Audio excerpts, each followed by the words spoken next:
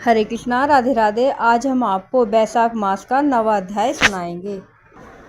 मैथिल ने पूछा, हे ब्राह्मण, कामदेव के जल जाने के बाद उसकी उत्पत्ति कैसे हुई? यह सुनकर श्रुतदेव जी स्वामी कार्तिक के जन्म की कथा कहने लगे, जिसके सुनने से पाप नष्ट हो जाते हैं, यश व पुत्र मिलते हैं और सब रोग का नाश हो जाता है। जब महादेव जी ने कामदेव को भस्म कर दिया, तब उनकी स्त्री रति मूर्छित हो गई।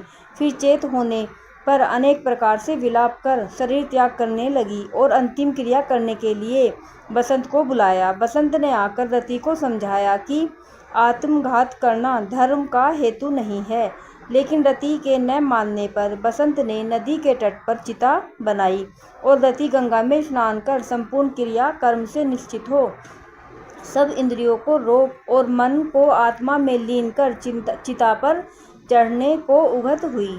तब आकाशवाणी हुई कि हे कल्याणी, हे पति में अत्यंत प्रेम रखने वाली, तू चिता में प्रवेश मत कर। तेरा पति महादेव जी के प्रसाद से तथा यदुवंशी कृष्ण भगवान से पुनः पैदा होगा। ऐसे क्रम से 2 जन्म होंगे। तब दूसरे जन्म में श्री कृष्ण से रुक्मणी के गर्भ से तेरा पति होगा। उसका नाम प्रद्युम्न होगा। तू ब्रह्मा के शाप से शंकर के घर में निवास करेगी। वही प्रद्युम्न नाम के तेरे पति से तेरा मिलन होगा। ऐसा कह आकाशवाणी समाप्त हो गई। तब रति ने चिता में प्रवेश नहीं किया। फिर सब देवताओं ने रति को वरदान देकर उसको शांत किया और कहा, हे कामप्रिय, अब तेरा पति अनंग कहलाएगा और अंग वाले की तरह मरा हुआ भी दिखाई देगा। पूर्व कल्प में तेरा पति सुंदर नाम का राजा था। उस जन्म में तू ही उसकी पत्नी रज शंकर कारिणी हुई थी। इसी से तेरी यह दशा हुई है। अब तू बैसाख मास में प्रातःकाल मंदाकिनी नदी में स्नान कर मधुसूदन भगवान का पूजन कर और उनकी दिव्य कथा सुनकर अशून्य शयन नाम का व्रत आरंभ कर दिया। ऐसा करने से तेरा पति तुझे अवश्य मिल जाएगा, इसमें संदेह नहीं है। रति को ऐसा वर दे सब देवता अपने अपने स्थान को चले गए और रति भी क्लेश से निवृत्त होकर मेष की संक्रांति में गंगा स्नान कर अशून्य शयन व्रत का धारण करते ही उसे तत्काल कामदेव दिखा दिया। पूर्व कल्प में भी यह बड़ा धर्मपरायण राजा था, मगर उसने बैसाख मास में कर्तव्य धर्म नहीं किए, इसलिए कामदेव परमात्मा का पुत्र होने पर भी अंगहीन हुआ। जब महादेव जी अंतर्ध्यान हो गए, तब पार्वती जी निराश खड़ी हो सोचने लगी कि क्या करूं। तब पिता हिमवान उन्हें अपने घर ले गए। पार्वती जी शंकर जी के रूप और गुणों को देख मुग्ध हो गई। मन में शंकर जी को अपना पति होने की ठान ली और गंगा के तट पर जाकर तप करने लगी। वे माता पिता आदि के समझाने पर भी भूखी प्यासी जटाएं बढ़ाकर सहस्र वर्ष तक महालिंग का पूजन करती रही। महादेव जी सायकाल ब्रह्मचारी के वेश में उनके सामने पर्णकुटी पर अनेक प्रकार की परीक्षा कर और अपने में दृढ़ देख बोले, हे भद्रे, जो तुम्हारी इच्छा हो वर मांग लो। तब पार्वती जी ने वर मांगा कि हे रुद्र, तुम मेरे पति हो। तथास्तु ऐसा ही हो। यह वर देकर सप्त ऋषियों को बुला हिमाचल के पास भेजा। ये सप्त ऋषि हिमाचल के पास पहुँचे और हिमाचल के पूछने पर बोले कि हे राजन, तेरी कन्या पार्वती ने, जो पहले दक्ष की पुत्री थी, अपने पिता के यज्ञ में शरीर त्याग कर तेरे घर में जन्म लिया है। इसका विवाह महादेव जी से कर दो। यह बात सुन हिमाचल बोला कि पार्वती महादेव जी को ही अपना पति बनाने को घोर तप कर रही है। मैं भी अत्यंत हर्ष से अपनी कन्या महादेव जी को दे चुका हूँ। अब आप वहाँ पधारो जहाँ महादेव जी हैं। हिमाचल का उत्तर ले सप्त ऋषि महादेव जी के पास जा और विवाह निश्चित कर चले गए। तब तो लक्ष्मी आदि सब देवियाँ तथा विष्णु आदि सब देवता बराती बनकर और महादेव जी सब देवता मुनि 6 मार्तका आदि को तथा भूतगणों को साथ ले बैल पर चढ़ चले। उनके आगे शंख मृदंग आदि अनेकों बाजे बजने लगे और वेद की ऋचा के पाठ होते हुए हिमाचल की पुरी में पहुँचे। तब शुभ लग्न में शिव पार्वती का विवाह संपन्न हो गया, जिसे त्रिलोकी में आनंद छा गया। इस महोत्सव में पूर्ण होने पर शंकर जी पार्वती जी के संग स्वच्छता से हिमाचल के शिखर पर सहस्र दिव्य वर्ष तक रमण करते रहे।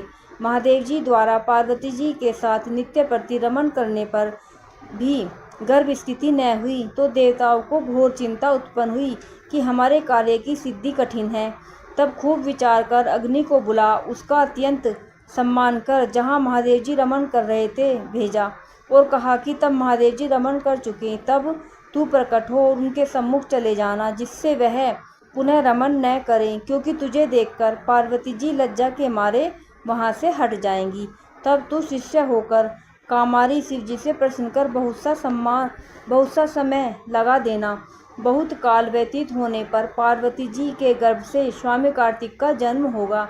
अग्नि देवताओं से विदा हो महादेव जी के पास गया, जिसमें वस्त्रहीन पार्वती को बड़ी लज्जा उत्पन्न हुई और रमन छोड़ अलग हट गई। तब महादेव जी को बड़ा क्रोध हुआ और अग्नि से बोले, हे दुर्मते, इस श्रृंखलित वीर्य को जो दुस्सह है तू ग्रहण कर, तेरे मुख में त्याग दूंगा। ऐसा कह अग्नि के मुख में वीर्य छोड़ दिया। उस प्रचंड वीर्य के उदर से प्रवेश होने से अग्नि ने दुखित हो स्वर्गलोक में देवताओं के पास जा सब वृत्तांत कहा, जिससे देवताओं को वीर्य के स्थित हो जाने पर हर्ष हुआ, परंतु प्रसव कैसे होगा इसका अत्यंत दुख हुआ। अग्नि के उदर में महादेव जी का तेजोमय वीर्य बढ़ने लगा। 10 महीना हो गए और प्रसव का कोई उपाय न हुआ। तब अत्यंत दुखी हो देवताओं को संग ले महायशस्विनी गंगा के पास जा सब स्तुति करने लगी कि हे माता, तू देवताओं के निमित्त शंकर के इस तेज को धारण कर जो अग्नि में प्रसव बढ़ रहा है, वह स्त्री न होने से प्रसव नहीं होता, हमारी रक्षा कर। ऐसी प्रार्थना करने पर गंगा ने कहा, तथास्तु। तब देवताओं के कहने से अग्नि ने गर्भ मोचन मंत्र से गर्भ का आकर्षण कर शंकर जी के तेज को गंगा जी में छोड़ दिया। यह तेज बड़ा दीप्तिमान और लोकों में असहनीय था। कुछ मास पर्यंत गंगा जी उसे सहन न कर सकी और जल सूख गया और रक्त क्लेवर दिखाई देने लगा। तब अत्यंत दुख से व्याकुल हो अपने उदर व गर्भ को त्याग दिया, जो सरकंडों में गिरा और जहाँ विदीर्ण हो उस गर्भ के 6 भाग हो गए। तब ब्रह्मा जी की भेजी 6 कृतिकाएं आई, उन्होंने सरकंडों से विभिन्न संभव तेज के 6 भागों को ग्रहण कर 6 मुख का पुरुष बनाया, जिसका शरीर एक ही था, उसे बहुत दृढ़ कर दिया। यह पुरुषाकार 6 मुखी शरीर बहुत समय तक सरकंडों में वैसे ही पड़ा रहा, उसका कोई रक्षक नहीं था। एक दिन बैल पर चढ़े हुए महादेव पार्वती जी उसी स्थान से होकर श्रीशैल को जा रहे थे कि सहसा पार्वती के स्तनों से दूध की धार बहने लगी। तब विस्मित हो पार्वती ने महादेव जी से अस्मात् स्तनों से दूध बहने का कारण पूछा। महादेव जी बोले, तेरा पुत्र यहीं नीचे पड़ा है और अपने रमन की बात तथा अग्नि के वहां आना, जिससे पार्वती को उसे देखने से लज्जा के मारे पीछे हट जाना और वीर्य संकलित होने से क्रोध में आकर अग्नि के मुख में छोड़ देना और गंगा के जलने से गंगा का सरकंडों में छोड़ देना और वहां पर उनके 6 भाग हो जाना तथा मार्तिकाओं के दृढ़ कर देने का वृत्तांत सुनाया। फिर कहा, उसकी आकृति पुरुष की सी हो गई है, उसी को देख तेरे स्तनों में दूध टपकने लगा।